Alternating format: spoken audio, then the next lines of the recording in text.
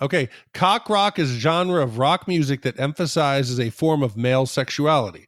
The style development in the late 60s came into prominence in the 70s and 80s. Shit, he's right. Cock rock. Remember when we first met John McClane? Argyle picked him up from the plane and took him down the Nakatomi Tower at the Christmas party. And the terrorists were overzealous, but it was sweet when they killed Ellis. And with a little help from Alan, John McClane kicked ass. Welcome back to Shat The Movies, the podcast where we answer the question, were the movies we love and growing up really that good? Have you ever caught yourself thinking, man, why don't they make movies like they used to? Can you still remember spending your Friday night searching for the perfect movie rental at Blockbuster Video? Do you even remember what Blockbuster was? If you answered yes to this, the podcast for you. I'm one of your three co-hosts, Roger Roper, and alongside me are my two co-hosts, Big D, Dick Ebert. Ziggy Piggy, Ziggy Piggy, Ziggy Piggy. And Gene S. Preston, Esquire Lyons. Strange things are afoot at the Circle K. And each week, we take a look back in time and decide if our favorite films still hold up. Each week, the audience selects from 6 movie choices that we then break out our race car VHS tape rewinder and watch the movie that tallied the highest number of votes. At the end of each podcast, the three of us will provide you, the audience, the number of wipes this movie would take to get off your respective butts. So thank you so much for listening. If you have not already, hit that subscribe button. You can find us on iTunes, Google Play, iHeartRadio, Pandora, Spotify, or wherever fine podcasts are found. You can also check out our sister podcasts over at shatontv.com. That being said, Big D, what movie are we covering this evening?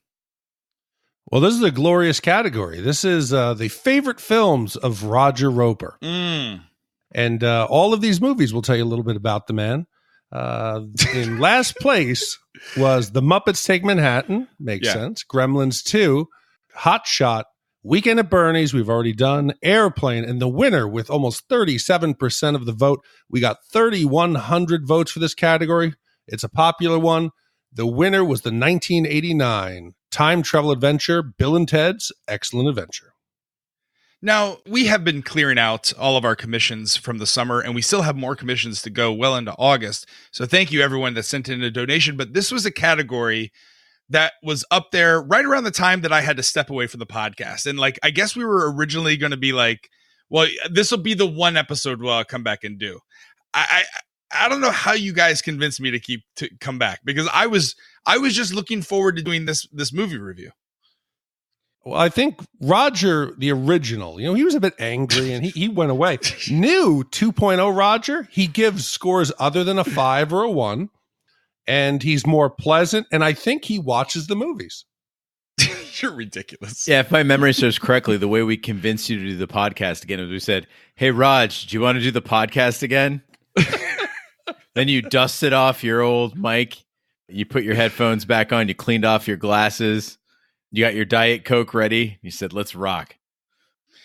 Bill and Ted's Excellent Adventure is a 1989 American science fiction comedy film directed by Stephen Eric and written by Chris Matheson and Ed Solomon. It stars Alex Winter and Keanu Reeves alongside George Carlin. The plot follows slackers Bill, played by Alex Winter, and Ted, played by Keanu, who travel through time to assemble historical figures for their high school history presentation. We always ask the question before we dive into the review, where were you? What are your first memories of watching this movie? We'll start with you, Big D.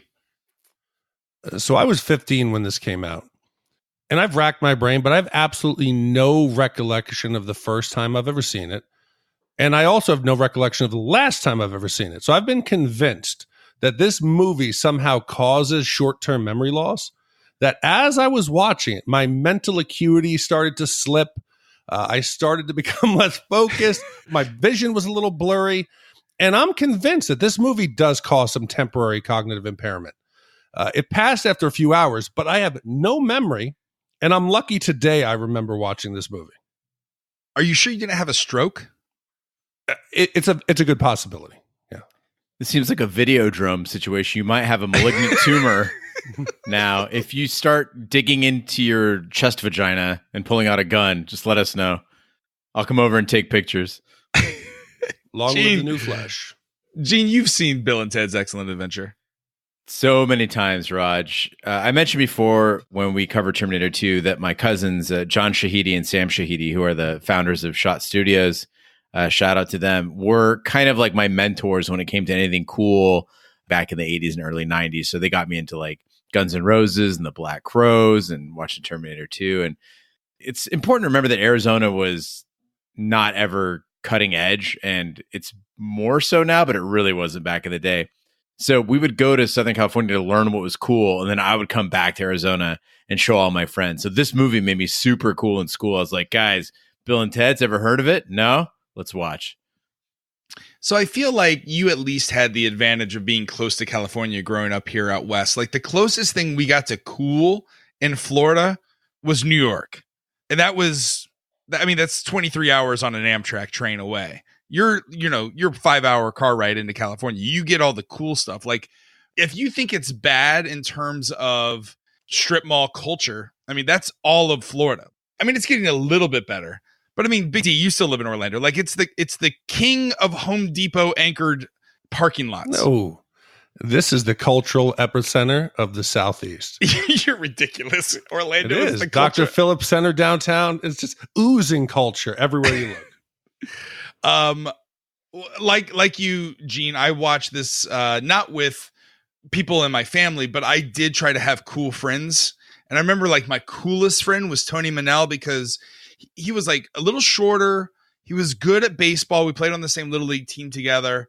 And like all the girls loved Tony because he was kind of quiet and like shy and like reserved. So I was like, if I hang around Tony, other people think I'm cool too. So I used to go over to his house and have sleepovers. And I remember watching this movie together with Tony on a sleepover. And then we would stay up playing like Sega Genesis and like Super Nintendo. But then Tony and I drifted later on in life. And we didn't talk past, I don't know, the 5th or 6th grade. It was, it's kind of sad. I hope he's doing well. I think he turned out like he was on MySpace when MySpace first started. I looked him up and he didn't look to have gone down the right direction in life. Do you think you could tie that back to your nights together watching TV and playing video games? Yeah. I mean, that's where I watched this movie. If only there had been a Rufus to come back in a phone booth and keep you guys together. Maybe you could have changed the world. I agree. I felt like he probably tried to play the guitar a couple times. Big D, play the trailer. Now, a motion picture so grand, so magnificent, and so vast, it spans 7,000 years. No way. Yes way. But it starts with Bill I'm Bill S. Preston. Who was Joan of Arc? and Ted, Noah's wife? We're in danger of flunking most heinously tomorrow. a force from the future, Can we go anywhere we want at any time? You can do anything you want. is putting history at their fingertips. Let's reach out and touch someone. They're traveling through time, How's it going, Royal Ugly Dudes? Put them in the Iron Maiden. Excellent. Execute them. Bogus. How's it going, dude? Faites-les défouler. and they're making a big impression. Historical babes. Now they're home Everybody get together, remember who your buddy is. to trash the 20th century. You got a live one here. Keanu Reeves, Alex Winter, Napoleon, We're from history. Billy the Kid. Oh my God. Joan of Arc. Sigmund Freud. Tell me about your mother. You a musician? Beethoven. Genghis Khan! Abraham Lincoln. Party on, dudes! Socrates. George Carlin. We're history. If you guys are really us, what number are we thinking of? 69, dudes! Bill and Ted's Excellent! Excellent! Excellent Adventure. Party on, dude. In 1988, San Dimas, California slackers Bill S. Preston Esquire and Ted Theodore Logan would rather pursue their band The Wild Stallions than schoolwork. Ted's father threatens to send Ted to military school if they should flunk their history class. The two struggle to assemble a final report for the class, which is to describe how at least 3 historical figures would see modern-day San Dimas. Now, based on Big D's lack of memory about this movie, I can only assume that I might have to stand up as the champion for Bill and Ted's, which is a frightening proposition. So I'm going to start off with the biggest thing that I loved about this movie, and you see it immediately. It's that Bill and Ted vernacular. I remember as a kid, I'd never been exposed to lingo like this before, and I was super excited about it. And as an adult, I still appreciate it. The best part of this movie is the way Bill and Ted talk. There's like this adoption of phrases that are used almost phonetically. Like they don't seem to know what they mean. They just know the instance in which you're supposed to use them. And it's completely Southern California slang. It's interesting because like SNL did like their, what is it? The Southern Californians? The Californians. Like that's the total ripoff of what Bill and Ted are doing throughout this entire movie, right? I mean, you saw it in like other movies like Encino Man with Pauly Shore, like the Weasel character as well. But like, I never fully understood because I didn't live in the West Coast. I didn't come to California until I was in my 20s. So like, are they stoners? Are they dumb? Or are they just Righteous Valley dudes? I think they're just Righteous Valley dudes. I mean, you got to assume that there is some weed going on there because there's just that puppy dog sort of attitude, their happy-go-lucky way, you know, throwing phrases out there like heinous and bodacious. The aforementioned strange things are afoot at the Circle K. Right. But it's important to note that for as rich, and I do feel it as a rich script as this is, I mean, it definitely created a vernacular around itself. This is something that was written over 4 days by hand on notepaper by Solomon and Matheson.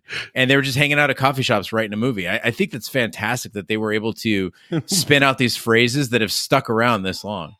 How many movies have we covered on this podcast that were written on a fucking bar napkin at a restaurant? Far too many. Far too many.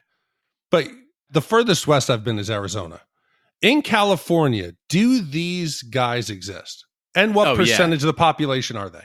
This is like Irvine, Orange County. This is those dudes. So when I went and visited John and Sam, even as an adult traveling out to Orange County, to Rancho Cucamonga, hung out with these guys. And as adults, they're highly successful. You know, as I mentioned, they run Shot Studios, start out as a software company, became this, entertainment empire.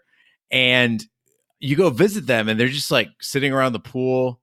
Like their plans for the day are like, we're going to go to In-N-Out.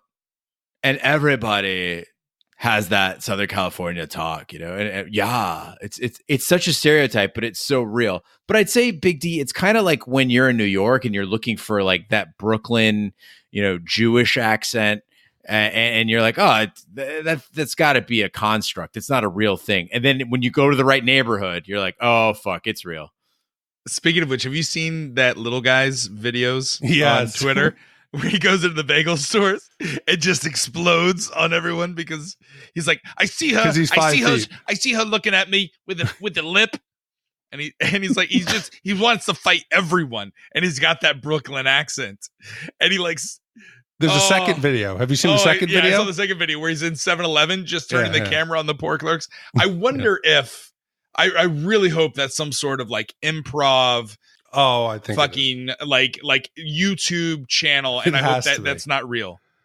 It has to be. And Roger, you are the podcast's expert on improv, right? I know you used to do it in your side time. You used to go down there to the sack, yeah, a little sack boy, go down there and do some improv. But it's not a surprise I don't ever want you to call me a sack boy again. Okay. But it's not a surprise that this script, if you want to call it that, okay, it originated as an improv group when Solomon and Matheson were students, and a group of their friends, their peers, because it sounds like fun. We're in college. Yeah, let's do improv. No, That's not what I'm going to be doing. Okay. So one day they said, today let's just act like we're guys who are going to talk about history, but we just don't know history, okay? And scene. And the three of these guys went off. It worked. But the third member of the group said, I'm not really into it. So he backed out. But it was originally supposed to be Bill, Ted, and Bob. Who do you guys think would make a good Bob if the third member was in there? My original thought was, I said, it has to be Pauly Shore. And then in research, I actually found out that Pauly Shore and Brandon Fraser tried out for this movie. Can you imagine a scene with the four of them together? That's a hybrid of like Caveman or no, Encino Man and this movie. Big D, you've gone to the Bill and Ted Yes. Halloween Horror Night. Okay. Oh yeah. So that's like the pinnacle show every year. And at first it was a novelty and it was pretty good. Maybe for like the first 5 or 6 years, because it was all like a pop cultural referential, self-aware kind of spoof, right? With lovable characters that you remembered from this crazy movie that in your childhood. It is, I don't know if they're still doing it, Big D. I haven't been to Halloween Horror Nights in a while. Like if you worked at Halloween Horror Nights at the Bill and Ted show, you got like equity as an actor. You got paid really sick money. So like, even though I was a stilt walker and all that kind of stuff, like there was like almost like a hierarchy in entertainment, and to be at the Bill and Ted show was at the top. And I auditioned 3 years, and I made it to the final round where you had to do a dance number, because just like every Indian Bollywood movie, there's a big dance number that ends the show. And I didn't make it past that round. So, Raj, it seemed like throughout your childhood, you were always trying to find something to latch onto. Yeah. You tried skateboarding, didn't really work. Tried surfing, You tried the improv. Did you ever try to be in a band? No. Gene and I were on stage together, and we sang Rock Band together. Yeah. And I think that's the closest I've gotten. That and like karaoke. But I almost got in a fight. It was great. So no, that's the closest I became. Were you in a band, Big D? You were? No, I'll tell you, I really wanted to. Even now, I kind of want to. But growing up, there's a couple things like you. I tried to skateboard, but I was a fat kid. I had a guitar, but both of them, I was like, it's going to take so much time. I don't want to put in the effort. So I didn't do either, but it seems like it'd be pretty cool. I wish maybe I had done it. Gene, I've seen pictures of you. Was it in high school or in your college years where you were singing? You were in a band. Both, Raj. I was in a band called Dante and the Infernos. No. We were a psychobilly band. What is psychobilly? Psychobilly is like psychotic rockabilly. So it would be like hold on here. Help me out. Who's the guy with the Christmas song? Have a Rockin' Christmas Eve. A Brian Setzer Orchestra? Yeah. Fuck that douchebag. Are you telling me you're the goth version of the Brian Setzer Orchestra? No. More like along the lines of like the Reverend Horton Heat. Did you guys ever record a video, and were you in front of like a 57 T-Bird? We recorded a video in the basement of the Nile Theater in Mesa, Arizona, but we did not have the budget for a T-Bird. Did you have leather pants on? I was wearing silver PVC pants, my mom's thong, a neoprene shirt with iguana spikes off the back. Uh-huh. Yeah. I think I had some like spiky bracelets. It was pretty hot. Did you have a groupie? No, I was actually very anti-groupie. I felt that I wanted someone to be attracted to me for me and not my art. I wasn't in a band per se, but my aunt, who was like my big sister, we used to make my grandfather record us with his home camcorder, and we would do like recreations of Fat Albert videos. That does not count as being in a band. I lip synced to Old Time Rock and Roll with her at a summer pageant. Wow. I feel like that was my 80s, but Big D, you lived in the 80s. You were in high school in the 80s. Did you also wear a halter top when you went to high school? Even if I was Zac Efron, if I had like an 8-pack, I'm not wearing that cutoff that's like, it's uncomfortably high. Yeah, I think Johnny Depp had one in the original Nightmare on Elm Street. But the cool thing about Bill's is if you look on the back, he's drawn on a wild stallion like himself, and then it's got his name on the back of the collar. That thing is badass. I'm into like it. That was the epitome of cool, though. That was great. I mean, I did try to attempt to wear Zeke Havarichis as like my one attempt to be cool in elementary school. It didn't work out very well. In 2688, humanity has built a utopia thanks to the music of wild stallions. The supreme beings of this world instruct Rufus, played by George Carlin, to travel back in time by a time machine disguised as a phone booth to give aid to Bill and Ted to ensure they pass their class. Rufus lands by the two as they work on their report near Circle K, and as he introduces himself, a second phone booth lands nearby, and future versions of Bill and Ted come out, proving their identity to their younger selves and telling them to trust Rufus before they leave. So I think it's because of Bill and Ted's Bogus Journey that I always remembered their guide through history being like death or like the Grim Reaper. I didn't remember Rufus at all. And as this movie starts up, I'm like, holy shit, is that a young George Carlin? And he's great in it. Like George Carlin, we all know him from his stand-up, and he's fantastic in that. And a lot of guys can do stand-up, but not movies, or movies not stand-up. This guy is a comic genius. It was what Alex Winter referred to as a very happy accident, the fact that he was cast at all. They were going for somebody serious as a guide for Bill and Ted. So they were looking at like Sean Connery, and someone had the idea that they should go with somebody funny like George Carlin. I miss George Carlin every single day. Kids, if you don't know who George Carlin is, stop what you're doing and like listen to all of his stuff. I think we miss that voice of George Carlin. Like he was way ahead of his time. Like we need him right now in this moment. That's why I liked a lot of Kevin Smith movies. Is George Carlin was in a lot of those. Like he was the best part of Jersey Girl. But like you, Gene, I do wish he did more stuff because on top of a brilliant stand-up, he was a trained actor. George Carlin had an ability. He could say the most controversial thing. Mm-hmm. And the way he said it and the way he structured his argument and the jokes, you were kind of like, okay, that makes kind of sense. He could make jokes about abortion that people on both sides could be like, okay, I know abortion's not funny to joke about, but you got a point on both sides. Very smart guy. It's sad. Of all the comics we've talked about, like Kinison and all the guys who have died, he's the one who I think was probably one of the best, and I'd love to see what he'd be doing today. For as much as I love George Carlin, I felt that his character Rufus was a lot cooler than what he was, or used more effectively early on in this movie.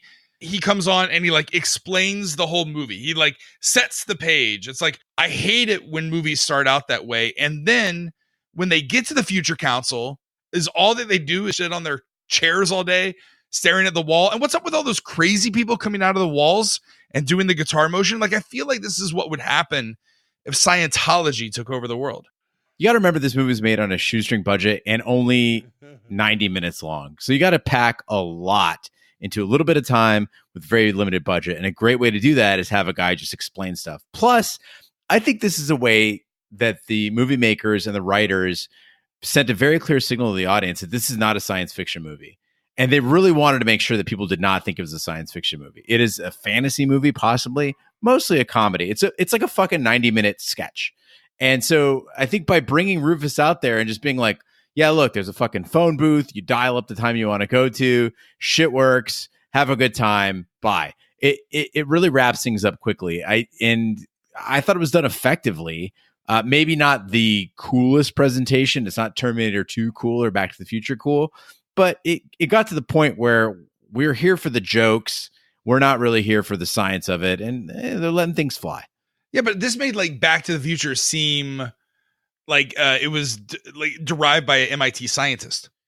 Yeah, and it didn't go like unnoticed. I mean, if you saw Avengers Endgame, they fucking called Bill and Ted out big time for just being like a piece of shit time travel movie, right? And it makes no sense. The entire premise of the movie is fucked. If Bill and Ted never succeeded in the first place, how would Rufus know to go back and save the utopian future? It's impossible. Well, and that's why I think Endgame is such a shitty movie, because it's making references to other shitty time travel movies, and then that makes it a shitty time travel movie. No. But Endgame has the most reasonable depiction of time travel possible, which is basically saying you cannot go back in the past and just change shit. It doesn't work that way. Yeah, but the way that they explain it here in the movie is that no matter where you go in time to collect these historical figures, your clock, when you start upon this journey, is always running. Do you think it's like 8 o'clock, 9 o'clock at night when Rufus comes? And then they have to be at the school at 2:45 the next day. So they really only have 15 hours to pull this off? You're trying to break this down that this watch is running. The fucking phone booth can not only go to a specific geographic location and time and date, it can go to floors in a building. As the movie goes on, they just start appearing in the White House. How does that work? So just, you got to let it go. But they decide to pick the phone booth, which I think was a smart move. It was originally supposed to be like a van, but they were afraid that the van would resemble too much like Back to the Future. They didn't want to do a car. So instead they decided to rip off Doctor Who, and they took a phone booth. The people in 15th century England, they look at that like, what the fuck is this when they arrive? But I think today, if you put a payphone out there, kids also today would be like, oh, what is that? How much of the tech that we grew up with and took for granted has now vanished and become completely unknown to the next generation? Well, I think we have the perfect subject to test out your theory. You have a daughter who's never seen a VHS tape. She's only knows Netflix and everything like that. What if you were to pull out one of your old VHSs and hook that up and say, hey, do you want to go watch Mulan? Get the VHS. Listen, she asked me where rain came from today. I don't think she's ready to break down what a VHS tape is. Let's let her get a little more advanced. Isn't she like 7? Isn't she old? She's in 2nd grade. She's 3.5. If you had a last-minute world history oral report due and a time-traveling phone booth, who's the one historical figure that you would select to come back and be part of your presentation? I'm having a really weird flashback right now. I'm having this is honest. As you're saying this, who would you had to do a report? I'm remembering that at like 10 years old, I did a project. It was, you had to go back in history and act like a reporter and interview somebody from history. And my father took out the video camera and he filmed us. We did little sets around our yard, the house, our garage. I had to go back and interview Henry Ford. I remember that one of my guy white classmates did blackface and went back and played Harriet Tubman. No. I feel like if you not only do a transracial, but also a transgender report, it almost somehow makes it okay. I know there was no malicious intent. I know that. But just as somebody should have said, hey, I don't think this is a good idea. Oh, I'm going to try to find that videotape. I'm going to try to find it. Gene, who would you select? Who would you go back in time and collect? I mean, thinking back to when I was in school, that's back, like you said, when we just had textbooks to inform us and teachers. And so it was only a very limited version of history. So I think for me, it would be finding a common person that suffered through any American atrocity and then being like, hey, tell us what it was like when Columbus showed up. How cool was that? Huh? Or like anybody who like survived the Trail of Tears. Be like, hey, so President Jackson, pretty cool guy, eh? And just have them just shock this crowd into tears. So I went back and did a genealogy ancestry report on the Ropers. And the Ropers have been here, like, unfortunately, we could trace back our time back to the 18th century. So, like, we've been here for a while. Yeah, it's real unfortunate because you just know by chance they're going to be part of something that you don't want to be part of. And for the Ropers, they migrated or they immigrated and moved down to, like, South Carolina. And right around the time that Andrew Jackson, like, they fought in a couple wars, and one of them was named, like, George Washington Roper. And after Andrew Jackson's Trail of Tears, the Roper family migrated down into the South because what Andrew Jackson was doing, the Trail of Tears, is it's a removal of the Native Americans that were here before, the Creek and the Seminole tribes and all that, and moving them out towards Oklahoma. And what that in turn did is give cheap land to American settlers. Guess who those American settlers were? And what today I'm still profiting off of is my 1,300 acre Black Angus cattle farm in Dothan, Alabama. That was definitely not land that was the Ropers to begin with. So yeah, it's really bad to think about that. I feel like we would be remiss if we didn't close out by telling people to go check out the podcast This Land from Crooked Media, because it covers this entire fiasco and it is dark shit. Yeah, it is not good. Or American History Storytellers does a great job as well. But like I would go back and I know it's silly to say this, but I would go back and I would give it George Washington because I want to see if all those stories are true. You know what I mean? Like, I want to see if the father of their country is really the man that they say he is. I want to debunk the myth.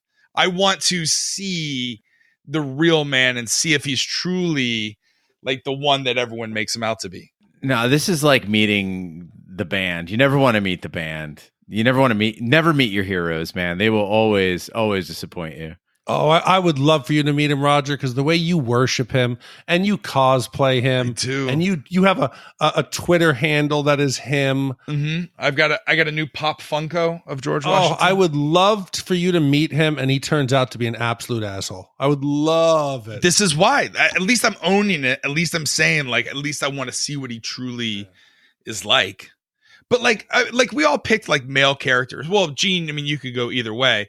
But like, do you think about like, maybe I'll go back for Joan of Arc or like Cleopatra or like, any, swinging hip, awesome, good looking historical lady like Rosa Parks or Harriet Tubman. Rufus offers to show the teens how the machine works, taking them to Austria in 1805, where Napoleon Bonaparte is commanding the French army. Napoleon, knocked back by an explosion, is caught by the phone booth's wake and dragged in with him. Meanwhile, back at Ted's house, Rufus provides the teens additional instructions and then leaves. The two find Napoleon nearby and come upon an idea of taking historical figures from the past to bring them to the present. To complete their report, they leave Napoleon with Ted's younger brother, Deacon, and set out on an adventure. Most excellent adventure. Raj, we talked about actually meeting historical figures and seeing what they're actually like. I just want to set the record straight for poor Napoleon Bonaparte.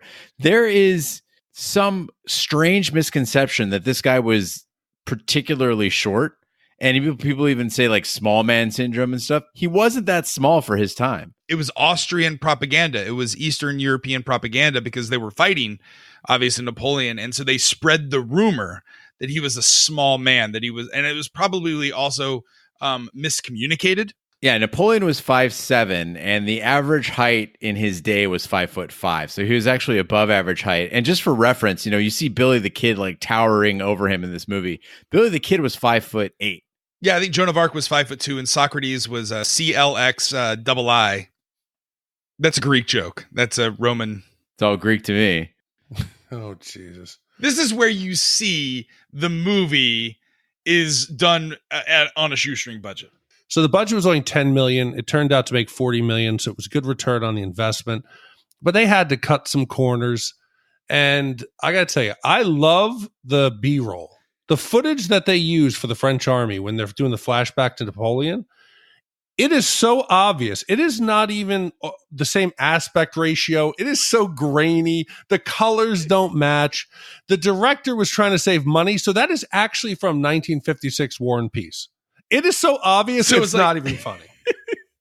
Wait a minute. That's the colorized version of War and Peace from 1956? They didn't even bother with extras. They're like, there's 5 guys in French military uniforms. Good enough. We're going to have an explosion that sends Napoleon flying into this tunnel.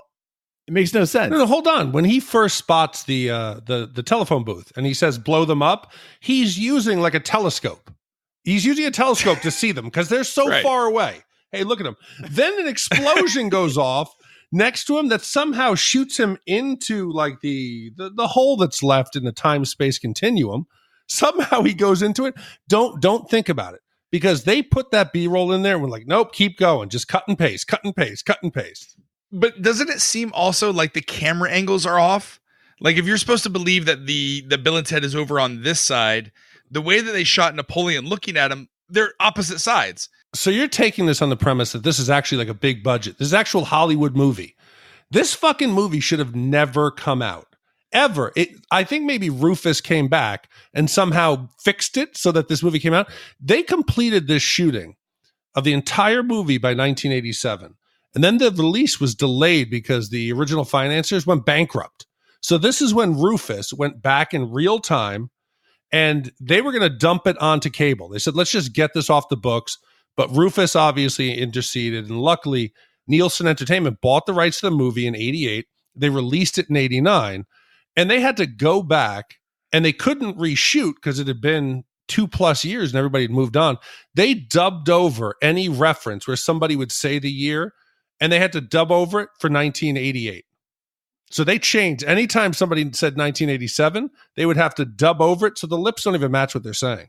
Don't you find it fascinating that back when growing up, to be dumped on cable was like a death sentence?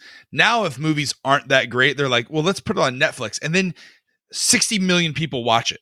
I mean, I have friends like this who will see the name of something on Twitter and be like, well, I got to watch it now. Like, no, you don't have to watch it.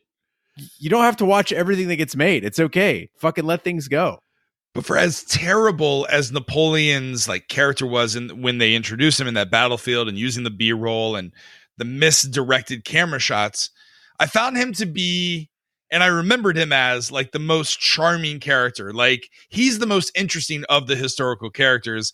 The whole scene of him going to the Waterloo and like just Deacon and his kids like just punking him at the bowling alley, and when he's eating ice cream and they pull out that giant bowl. Yeah, the ultimate scene with Napoleon is definitely the Ziggy Piggy scene when he goes in and gets the ice cream glacé, and he's trying it with the kids, and he's scooping it all up, and just it reminded me of when going to McDonald's or going to Chuck E. Cheese, and this is actually shot in Arizona, I believe, at Showbiz Pizza. This was an event, and I wanted so badly as a kid. I think it's been on my bucket list for like 30 years to do this eating challenge and eat the Ziggy Piggy, because it doesn't look that tough, honestly. I've attempted to eat a burger the size of a pizza in Ohio. I think it was an 8-pound hamburger. Mm-hmm. I didn't get that one done.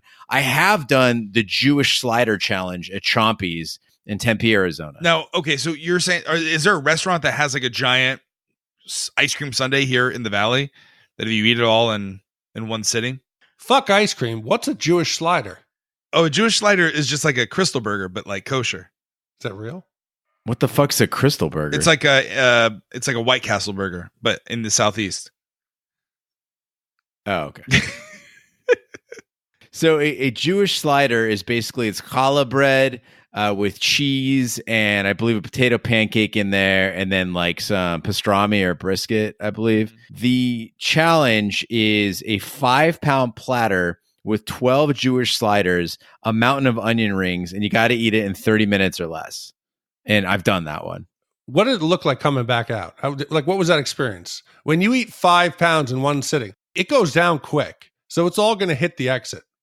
Was there a point that you were like, oh, I got to go? No, it's a very balanced meal. I feel like the bread and the meat kind of balance each other out. So you had a nice carb, fat, and protein breakdown. I wouldn't say it fit my macros, but it was pretty good. And then I think the grease on the onion rings really helps slide it out easy. Big D, have you ever done an eating challenge? Yes. At Walter's hot dog stand in Mamaroneck, New York. It's very famous. They had a 4th of July hot dog eating contest. I was probably about 14. I said, shit, I'm going to be able to kill about 20 of these in 10 minutes. At 7, I wanted to throw up. So when I watched the Nathan's event on the 4th of July, I have respect. After 7, like unless you're training, your body's like, You get the meat sweats. Yes. Were you dunking in water? No, you weren't doing any of that. I've done, you know what I can do fairly well? I can do hot wings. Buffalo Wild Wings has a hot wing challenge, or at least they used to. And that's one that I did, that you get your photo and you get like a shirt or whatever. It says you've done the hot wing challenge. But I feel like every time I go to Fogo de Chao, I feel like it's my own eating challenge as well. Like you would just want to get your money's worth. So you're just eating all like the meat, but you're like, yeah, I don't need that cheap meat that you keep trying to pilfer off of me. Like bring me the filet mignons. Yeah, I once went to the Salt Lick just outside of Austin, Texas. Yes. Phenomenal barbecue there. And we did like the family platters. And so they bring you a mix of brisket and sausages and everything else. Good. Everybody wanted the brisket and like the pulled pork and shit. Nobody wanted the sausages. And I'm a good sport, not a picky eater. So I'm like, sure, I'll eat all the sausage. Don't do that, because the amount of sodium in the sausages plus the sausage casing will make you very ill. I was like violently ill the entire evening. So remember, kids, always balance your meats, whether it's at the Salt Lick or Fogo de Chao. Or in the bathroom with Big D. Bill and Ted gained the trust of Billy the Kid from 1879 and Socrates from 410 BC and bring them along. They next land in 15th century medieval England and see 2 princesses who flirt with them. They are caught by the princess's father. They are rescued by Billy and Socrates. The phone booth's antenna is damaged by a knight's mace, and the phone starts running out of control. Bill and Ted take advantage of it, though, by obtaining more historical figures for extra credit, including Sigmund Freud from Vienna, Austria in 1901, Ludwig von Beethoven from Kassel, Germany in 1810, Joan of Arc from Orleans, France in 1429, Genghis Khan from Outer Mongolia in 1209, and Abraham Lincoln from Washington, D.C. in 1863. The whole medieval scene is terrible. Them putting on knight armor, worst part of the movie, birds chirping after the frying pan, and then they make a very suggestive reference to each other after they hug. Yeah, the infamous fag joke. Wait. Zoom, zoom, zoom, zoom, boom, boom, boom, boom, boom, boom, boom, boom. Here he comes to save the day. Okay, what were you saying? Thanks, Big D. Bill and Ted hug each other in a moment where it shows that Bill truly cares about Ted. He thinks that Ted is slain. He's mourning over his body.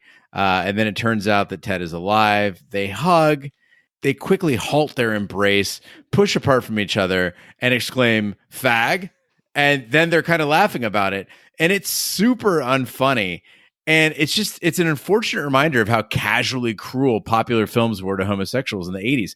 Again, I remember when we watched The Breakfast Club and there was the spray paint on the locker, and we're just like, fuck, that was just casually thrown out. Like, this wasn't like a horrifying thing, and it wasn't like a big joke. It was literally just a throwaway joke that they thought was a normal thing to say in 1989. Like, I'm not asking us to make any like Nostradamus, get it on the, hit it on the head the first time predictions, but like, is there anything about today's current society that you think we're going to look back in 15 years and say, oh, we did that?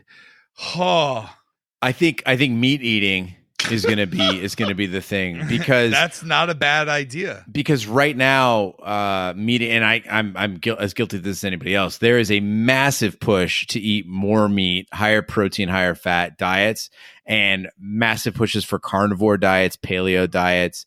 I think that we're going to look back on this, a few decades from now and go, God, we were disgusting in the amount of meat that we consumed. Zoom, zoom, zoom, zoom, boom, boom, boom, boom, boom, boom, boom, boom. Here he comes to save the day. It's interesting you say that, because you are getting more investment in like lab grown meat. And I think maybe from an economic perspective, like, you're right. I think people are going to, it's that way with straws right now. People are like, oh, you gave me a straw and it's plastic? How dare you, good sir? But I feel like we're going to get that way with meat, because just from an economic perspective, it's going to become cheaper to make lab produced burgers. Here's the thing about American food that European listeners may not fully understand. When Americans go over to Europe for like a month and eat the same things they do here in the States, carbs, bread, whatever, people lose weight.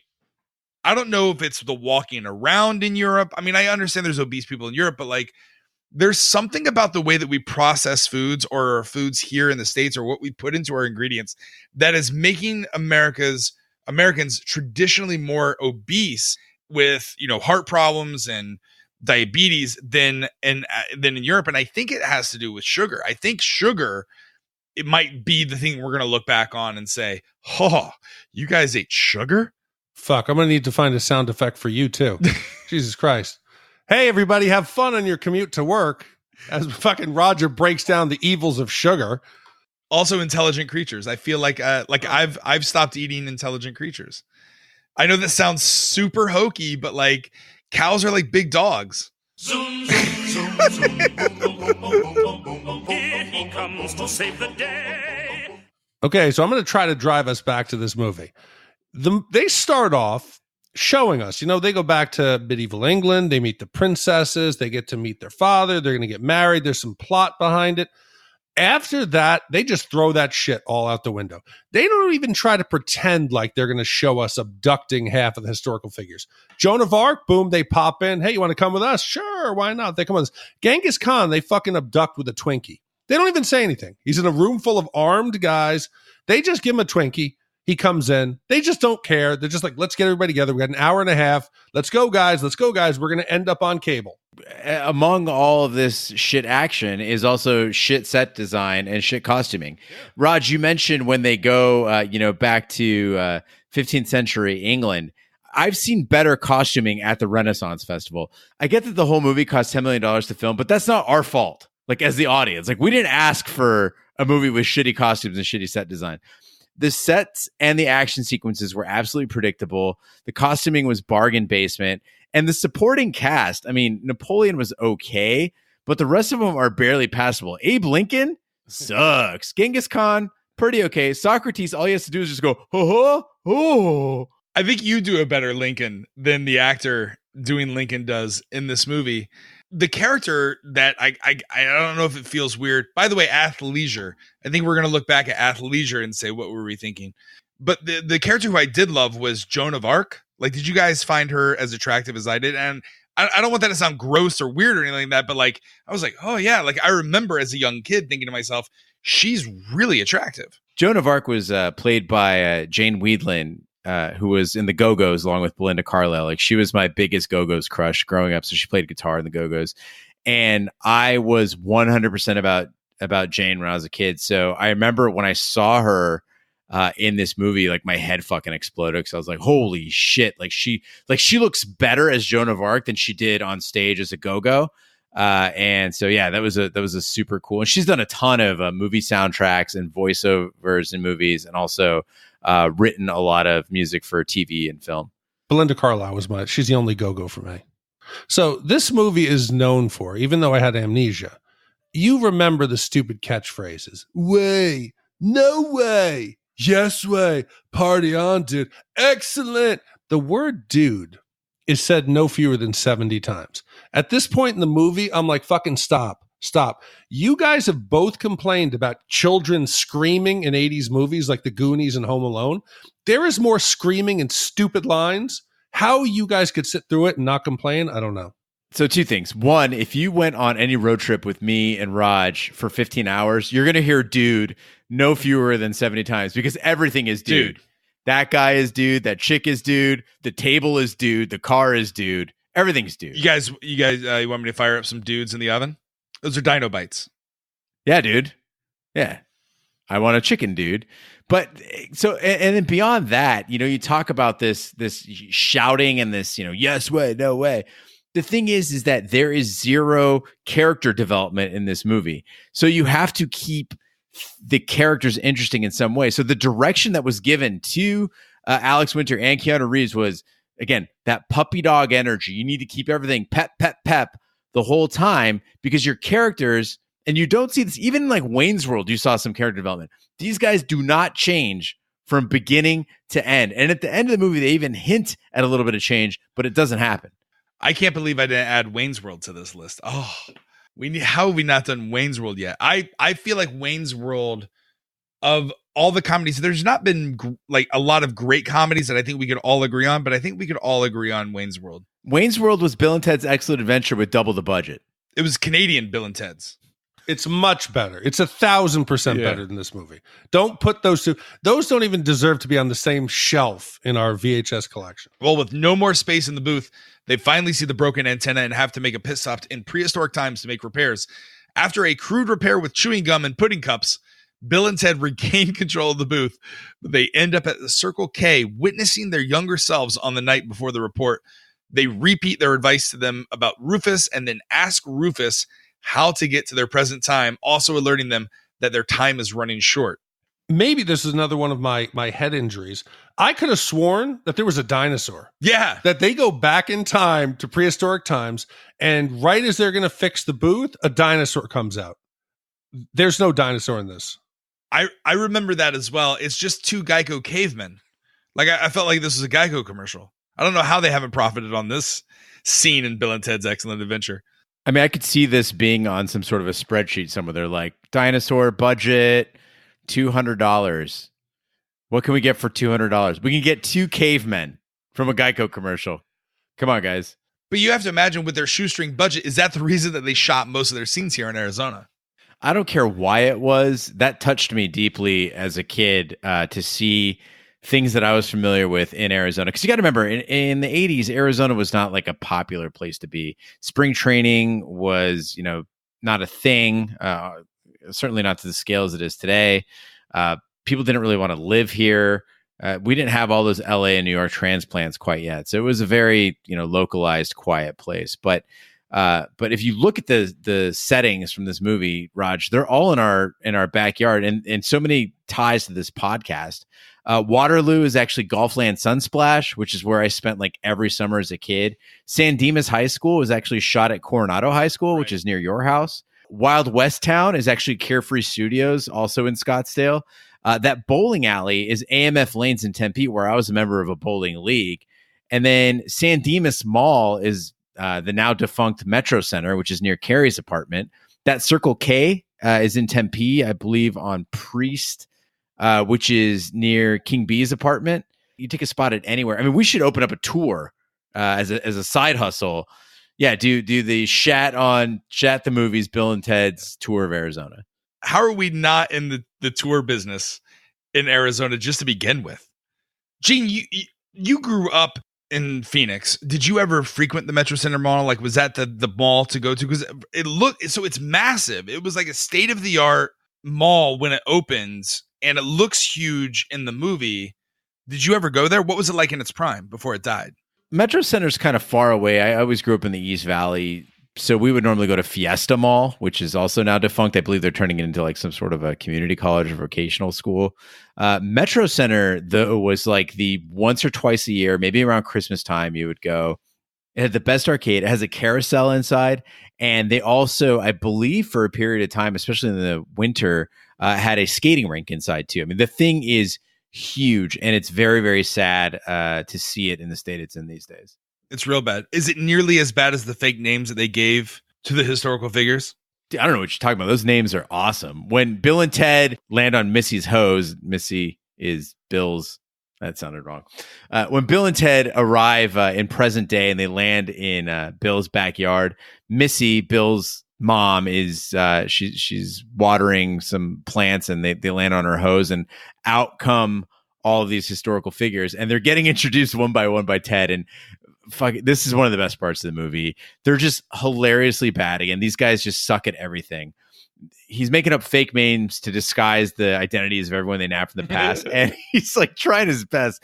He's got Dave, Beef Oven, Maxine of Arc, Herman the Kid, Bob Genghis Khan, and they get progressively worse. Socrates Johnson, Dennis Frood, and Abraham Lincoln.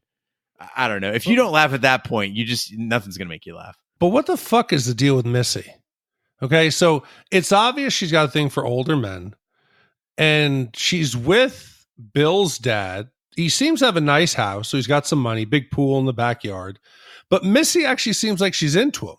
When they're up and Bill's dad is giving him that lecture, she seems to be getting a little bit hot and bothered. She's into it. He's not just a sugar daddy. Is this because Bill's dad, he's good in bed? What's going on? I think it's because Missy has an unhealthy relationship with older men. Like, when she comes into the room and talking to Bill and Ted about Mr. Ryan, like, because they apparently had the same class. And then later on in the movie, when Missy meets up with Mr. Ryan, he gives her like this look like they used to have this relationship. Did you get that same feeling as well? Of course. Oh, absolutely. 100%. I think Bill is like a collegiate professor. This is what I've mapped out in my head. And just Missy is working her way up. Like, at first she was banging the high school history teacher. And then Bill is, his dad is his dad's actually probably a lawyer because he's Esquire, right? So Bill thinks his dad's last name, Esquire, is also his last name. Now I get the Esquire joke. I'm going to lose all my SJW cred here, though, with this statement. And this is something that just bothers me about 80s movies. And maybe it's our paradigm on attractiveness of women has changed like over the years. But one of the things that blows my mind is when they hire an actress to just basically be eye candy, right? She's supposed to be this hot young thing that just got out of high school. And now she's with Bill's dad. And everybody is like awestruck and turned on by her. Sometimes they get it right in the 80s when it's like a Christy Turlington or something like that. But sometimes I'm like, all this actress had to do was look good. And there's got to be thousands of good looking actresses in LA looking for their break. And this is the one they go with. She's got kind of like yellowy teeth. She's sort of just like average at best. Gene. I don't get it. Gene, you are going to lose your sound effect. Do you know we had two moms going on Twitter where they started kind of talking back and forth about your comment from Robocop when you said, oh, they look like 40-year-old moms. That's not sexy. You combine this with that, you're going to make some social justice warrior enemies. That's pretty much all in my dating pool. It's exactly what we were talking about with Commando, though. When you're like, if you're supposed to be the big bad villain and you're going to wear a mesh shirt, you better be physically imposing. I'm not saying that there is no such thing as an attractive 40-year-old mom. What I'm saying is that if you are supposed to be a high-class escort that is snorting coke and getting paid a lot of money to be there, you best look the part. And again, if you're supposed to be some POA that just got out of high school and this dad is perving on you and Bill and Ted both think you're super hot shit and every character that comes across you is like, whoa, she's so hot. Fucking make me believe it. I'm not buying it. Another scene that bothers me, and I'm surprised you guys aren't up in arms, is that typical 80s music montage. They now, of course, instead of going to do their report, which they have limited time, they're going to stop to do the chores. And I guess that fucking Bill does every single chore in the house, from fucking cleaning the floors, the dishes, the windows, the toilets, the whole bathroom. They start playing some sped up music. It was like A Christmas Story when they would do the transition where they were running back and forth down the alley. It was like, and they were back and forth. I was like, this is fucking stupid. They better hate this as well. But not only that, but like, isn't this a school day? Why are they doing chores? Aren't they? And why are they going to the mall? They have 2 hours left to get to their presentation. On what day is the presentation being done? Like, these are the things that were coming up in my head as like plot holes. Tuesday. It's a Tuesday. By the way, this music montage was also done in a Clockwork Orange, and it was way more entertaining.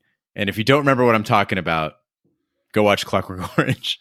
Well, with hours before the report presentation, Bill and Ted leave the historical figures at the local mall to experience San Dimas while they track down Napoleon. By the time they return to the mall, the historical figures have caused such a commotion and are now in jail under Ted's dad's watch. They develop a plan to use the time machine after the presentation as to plant elements via their predestination paradoxes to help free the historical figures and make their way into the school, barely arriving in time for the presentation. After returning the historical figures, Bill and Ted return to practice, and when Rufus shows up with the two princesses in tow, having rescued himself, since he knows they will be their wives and bandmates in the future, he gives them to them as the band starts to play terribly. Rufus explains to the audience, they do get better in movie. So for me, I want to piggyback on something Gene said earlier about Napoleon eating ice cream.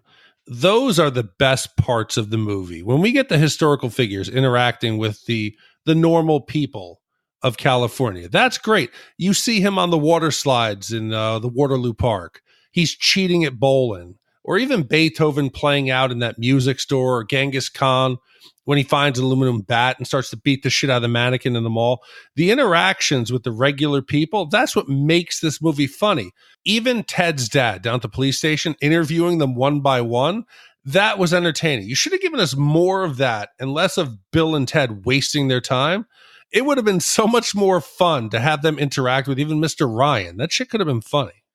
Another thing I'd like to see more of is more Big D cameos in this movie. Oh, yeah. If you go to the 79th minute of this film, there is a guy wearing a yellow tank top. It looks exactly like Big D. In fact, half this audience, all the football players, they all look like Big D. Like, Big D, did you father a bunch of children in the 80s in San Dimas?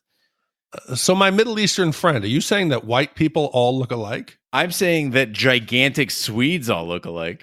I'm embarrassed to say, when I saw that dude, I was like, that could have been me. The hair and everything. My favorite was the different oral presentations that were being given. The girl on stage giving the first one that they showcase, holy shit.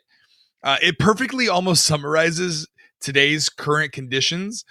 The entire quote, the stratification of our society is much like Marie Antoinette's. The few possess much while the masses possess little but their television sets. This dichotomy led to a revolution in which Antoinette and her husband were beheaded. Today, leaders are impeached rather than beheaded. Still, while in her day, Marie Antoinette said, let them eat cake. Perhaps today she would say, let them eat fast food. That's literally what happened to the Clemson football team. I was all about this woman's soliloquy until she got to that point. She misunderstands Marie Antoinette. Marie Antoinette was demonstrating an ignorance to the needs of the general population by saying they should eat something like cake, which is only available to the elite, when told that the general populace couldn't afford bread. So in that sense, this girl gave a horrible oral presentation, but yes, her point is pretty on point. San Dimas High School football rules. Now, we started off the podcast talking about the lack of science fiction, the intentional lack of science fiction in this movie, and how it made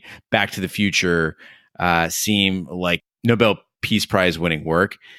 Here's the thing about time travel movies. You can start off a time travel movie any way you want, and it kind of makes sense, but that shit will unravel very quickly when you get toward the end. It is hard to close out a time travel movie, and this shit falls apart in a big way. The third act, I completely agree, is just completely a fucking mess. I don't care if you do whatever with your time travel, but the third act, they just get lazy. Those paradoxes where they're like, I gotta remember my keys. Oh, right behind this sign, dude. Whoa, righteous.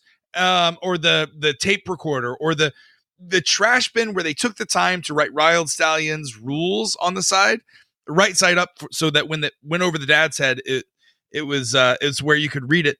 Those were like the things that just started to like nitpick. But the more egregious plot holes were they get in the car, the station wagon, and they like step on it, Missy, and then they go past the police station, but then after they show the commotion in the police station, it shows them pulling back up to the police station. So I feel like there's massive scenes that are missing from this movie. In addition, when they're giving their presentation at the end and everyone, they're like, the crowd is really getting into it. At one point, there's scenes where the students are eating pudding cups. Where did they get the pudding cups? I mean, it's not a third world country. It's California. You can get a pudding cup. What I'm suggesting is early on in the movie, they make the pudding cups kind of a joke. Like they're like, here, have a snack, dude. Like when they're in the prehistoric time and they're all eating snacks and eating gum.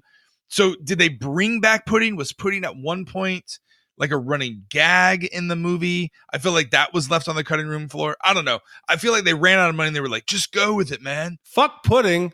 Each kid gets 15 minutes for their presentation. Right. That's it. Yeah.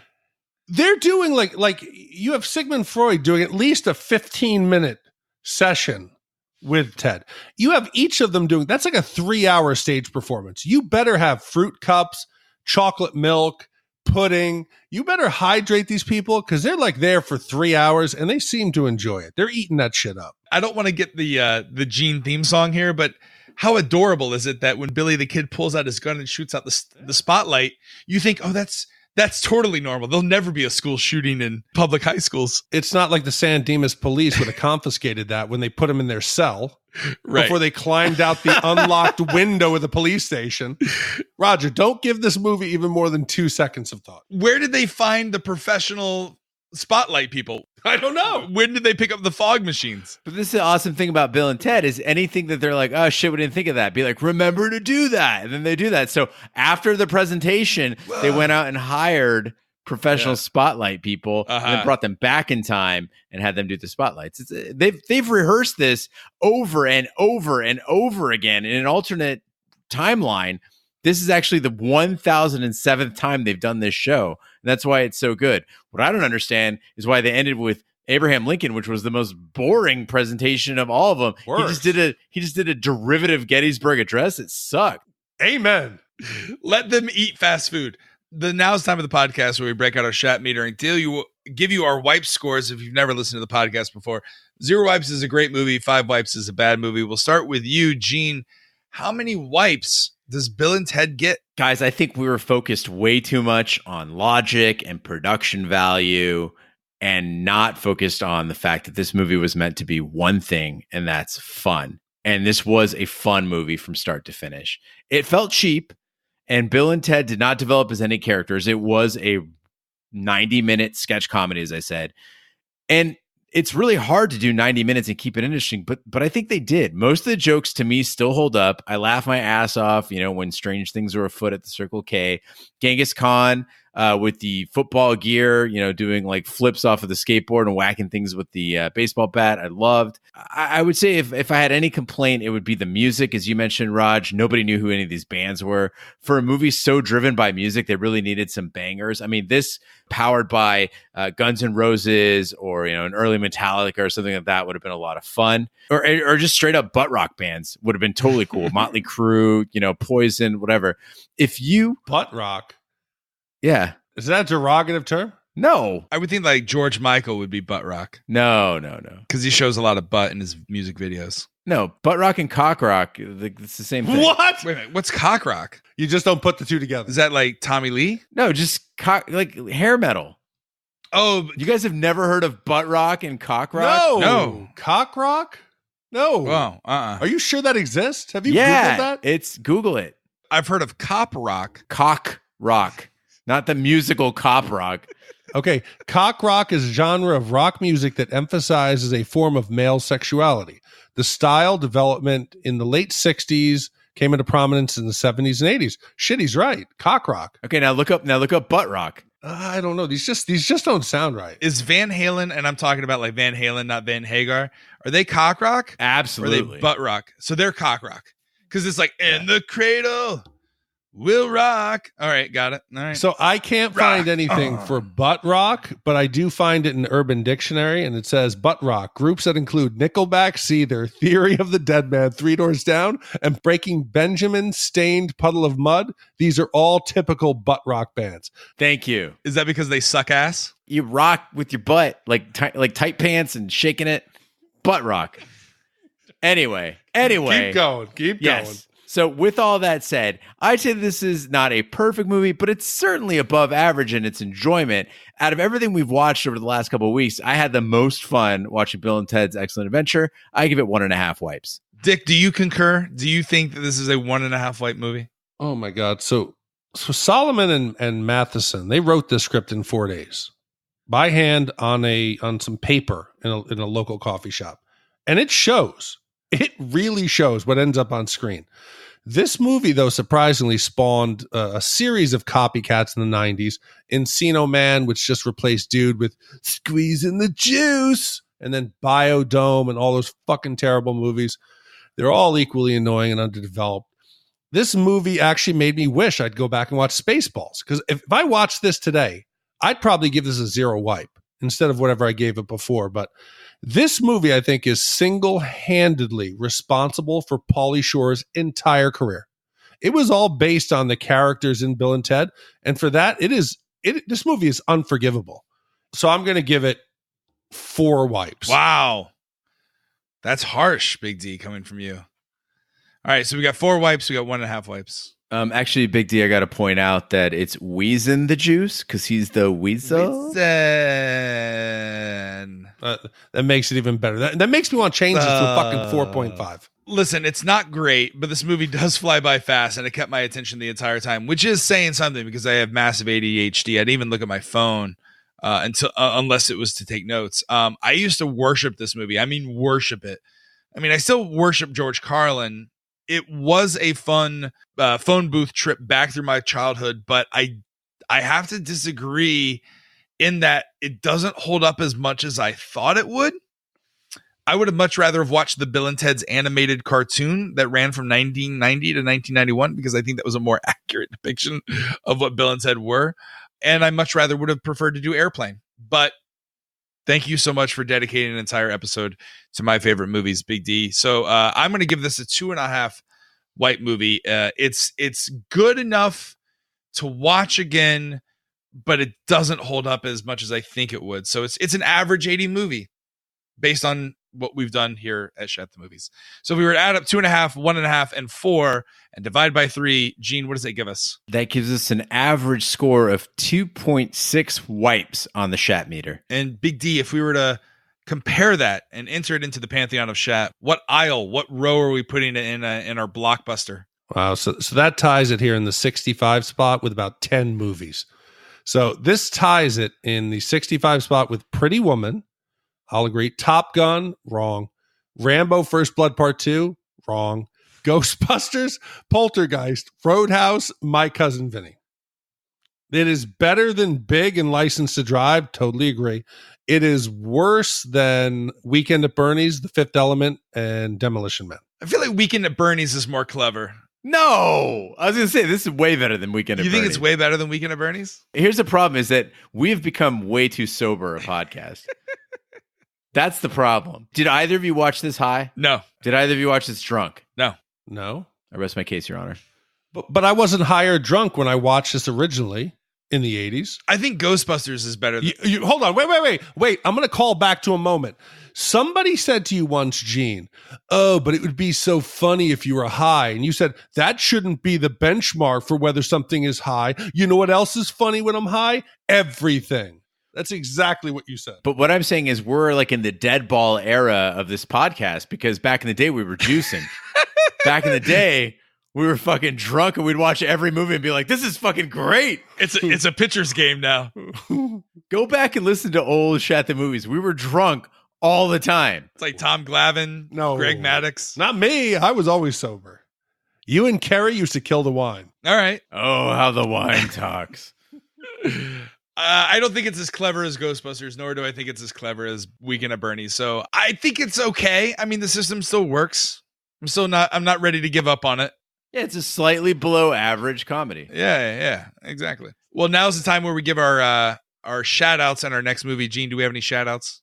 Yes, Raj, we do. Shout outs for the listeners at home are our way of saying thank you for going to shatthemovies.com. If you'd like to hear your name on the podcast, just go to shatthemovies.com, look for the shout outs, slide out, and enter your name. We'll read it for you. This week's shout outs go to Blake in Orlando, Jason, Keith Barron in Edinburgh, Scotland, Nick from Cheltenham, merry old England, Charity, Rhymes with Carl, Big Raj, nice, Ricky Linderman, Zender Method, Amy, Aaron, Matt from Robbinsville, Roger Killjoy, Jackie and McDonald from Blackburn, Courtney, how the hell have you guys not done Snatch yet? Haggerty. That's a good point. Kyle, Chris, Gary Bravo, Mark, Sean Gone Gibson, the Russian troll who tried to stack the deck for Krull. Oh, that son of a bitch. There he is. Aside from the UK, Stacy, Thomas, and Zach. Again, if you'd like to hear your name on the podcast, just go to shatthemovies.com, enter your name, and we'll read it for you here. Thanks so much to everyone who visited the website. Do you think interfering in elections is just like the Russian pastime these days? They're just constantly interfering in any election. Doesn't matter what it is. Oh, you do a shitty podcast on 80s movies? We're going to stack the deck. I mean, Russia is a gigantic country, and there's not a shit ton to do. So you give them internet access, and all hell breaks loose. Big D, what's the next movie we're doing? And the next movie we're doing was commissioned by Rob, one of our good friends, also known as Crash_86 on Twitter. And his movie is about the stars of a 1970s sci-fi show, now scraping a living through reruns and sci-fi conventions. They are beamed aboard an alien spacecraft, believing the cast's heroic on-screen dramas are historical documents of real-life adventures. The band of aliens turns to the ailing celebrities for help in their quest to overcome the oppressive regime in their solar system. And again, it was commissioned by Rob. It was released on Christmas, 1999. This is right at the end of our window of movies we do. So stay to the trailer and hear what we're doing. Guys, this one is a fucking banger and one of my favorite movies of all time. I am delighted. I'm concerned that it might be too good of a movie. When we do great movies like Snatch, I just watched the other day. It's fucking phenomenal. It still holds up. I would have nothing bad to say about Snatch. Well, Gene, I've never seen this movie. Oh my! You've never seen it? Never seen it. Never seen it. No, I was not a. I don't want to say who was in it, but yeah, I've never seen it. No, that guy's a douchebag, but the other guy is fucking awesome. Yeah, the other guy is good. Yeah, the one who plays Snape. Well, that concludes this week's episode of Shat the Movies. Be sure to follow us on social media and share with a friend. We're on Twitter, Snapchat, and Instagram at the handle Shat the Movies. You can follow us on Facebook. Just go to shatthemovies.com/Facebook. Our website where you can vote on upcoming movies is shatthemovies.com. Our email address where you can vote or send in your suggestions for upcoming categories is hosts with an S at shatthemovies.com. You can support the podcast on PayPal, Venmo, or by shopping through our Amazon link. You can find all our links at shatthemovies.com. You can also find a survey there where you can help us find toilet plumbing services, mattress companies, CBD for dogs, advertisers, stuff that you want to hear. It doesn't cost you anything. It takes about 5 seconds. Just go to shatthemovies.com/survey. You can find us everywhere on YouTube, iTunes, Google Play, Stitcher, and iHeartRadio, Spotify, all those fun places. Please be sure to subscribe. And if you stop by iTunes, please leave a 5-star review. That helps the podcast grow. You can also check out, as I said, our sister podcast, Shat on TV, where we review television series such as Westworld, Taboo, American Gods, Game of Thrones, and True Detective. You can find all the information on that website, shatontv.com. On behalf of my co-host, Big D, Dick Ebert, and Gene S. Preston, Esquire Lyons, Roger Roper, be sure to join us next week for the following movie review. Thank you so much for listening. Take care. Good night and good luck. In the far reaches of the galaxy, a civilization is under siege. We are all that is left. They've searched the universe for a leader. Stay tuned for scenes from next week's Galaxy Quest. Never give up, never surrender. He will save us. What they got Never give up and never surrender. were struggling TV actors. You are our last hope. Where's my limo? Okie dokie. And they're about to put on a command performance 8 million light years away. We are actors, not astronauts. You are our protectors. That was a hell of a thing. Now, Laredo, take us out. You gotta move to the right. Would you sit your ass down? You want to drive this thing? acting like heroes.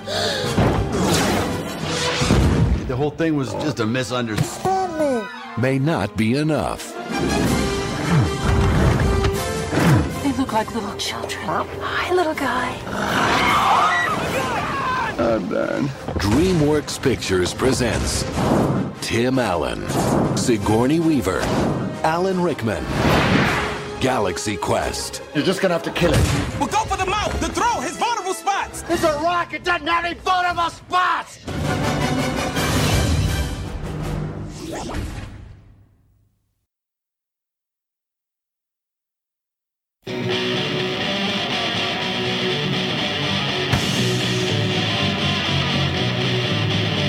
Said I got an itch and need nerves cracking. Said I gotta feel something new, something now. I don't know why. Oh, shock substance.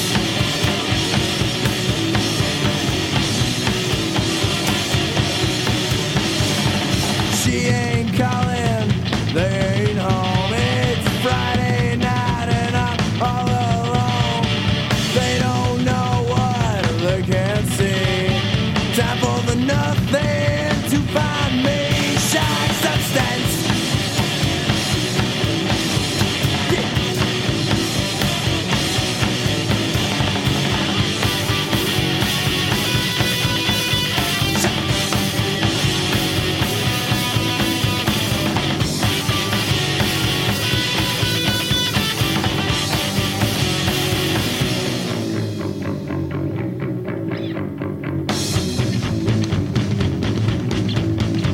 Said I got an itch and